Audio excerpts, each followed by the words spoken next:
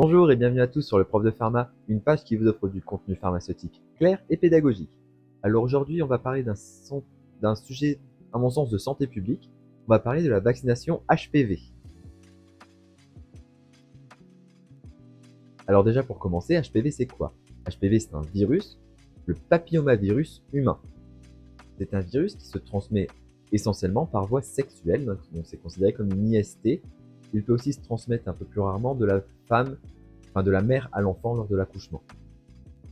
Ce virus se présente sous la forme de nombreux sérotypes, dont certains peuvent provoquer des pathologies plus ou moins graves. Ce virus est notamment à l'origine des verrues génitales que l'on peut attraper.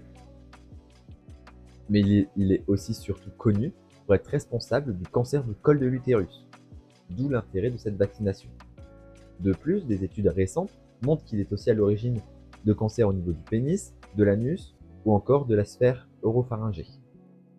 Ce virus est à l'origine de plus de 35 000 cas de cancer chez la femme, en France chaque année, et à peu près 2000 chez l'homme. Le schéma vaccinal va dépendre de l'âge du patient vacciné.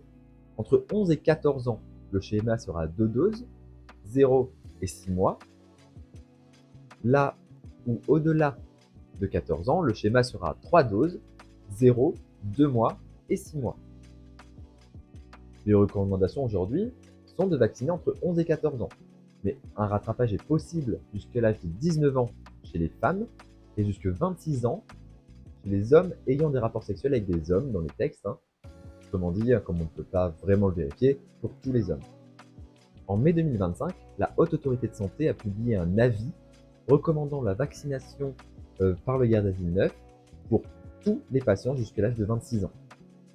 Cette décision doit à présent être suivie finalement d'une validation du remboursement par la sécurité sociale pour que tout le monde puisse en bénéficier.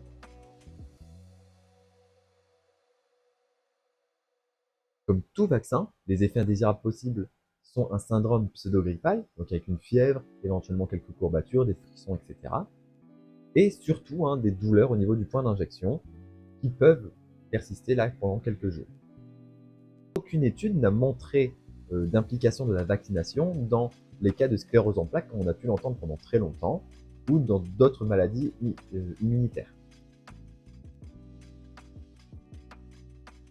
Cette vidéo sur la vaccination HPV est maintenant terminée. J'espère qu'elle a répondu à vos questions et vos interrogations et peut-être vos doutes sur ce vaccin. En attendant, je vous laisse liker et laisser un commentaire. Et puis je vous dis à la semaine prochaine. Bye bye!